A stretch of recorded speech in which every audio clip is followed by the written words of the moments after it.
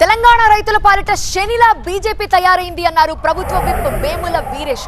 కేంద్రం ధాన్యం కొనుగోలు చేయకపోతే రైతులు తిరగబడతారని అన్నారు. తెలంగాణలో బీజేపీని కూకటి వేళ్లతో పీకేయటం ఖాయమన్నారు. జూన్ 15 లోపు మొత్తం ధాన్యం కొంటామని కేంద్రం ప్రకటించకపోతే రైతులు ధాన్యంతో వచ్చి మీ ఆఫీసుల ముందు ధర్నా చేస్తారని అన్నారు. మీరు మా ముఖ్యమంత్రి చివరి గింజ వరకు ధాన్యాన్ని కొనుక్కుంటే రైతులు వచ్చి ఈ ధాన్యాన్ని మీ ఆఫీస్ ముందు పోస్తామంటే ఎట్లా పోస్తారో చూస్తాం అని చెప్పేసి. ఏంది నువ్వు చూసేది?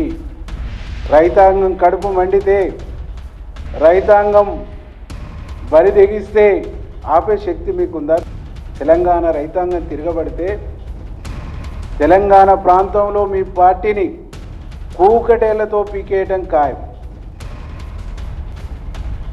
అందుకే రామచంద్రరావు గారిని చెప్తా ఉన్నాం, మీరు, మీ కిషన్ రెడ్డి, మీ బండి సంజయ్, అట్లాగే మీ ఎంపీలు, మీ ఎమ్మెల్యేలు మీరంతా మాట్లాడుకొని 15వ తారీఖు లోపు ఈ రాష్ట్రంలో ప్రతి గింజ మేమే కొంటాము, ఇప్పటికి రాష్ట్ర ప్రభుత్వం సేకరించిన ధాన్యాన్ని కూడా మేమే బాధ్యత తీసుకుంటామని ప్రకటిస్తే మంచిది.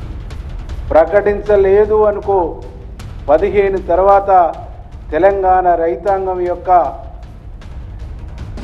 చైతన్యం ముందు, తెలంగాణ రైతాంగం యొక్క తెగింపు ముందు మీ ఆఫీసులు, మీ ఎమ్మెల్యేల ఇండ్లు ధాన్యంతో నిండిపోవటం ఖాయమని చెప్పేసి ఈ సందర్భంగా మేము హెచ్చరిస్తాం.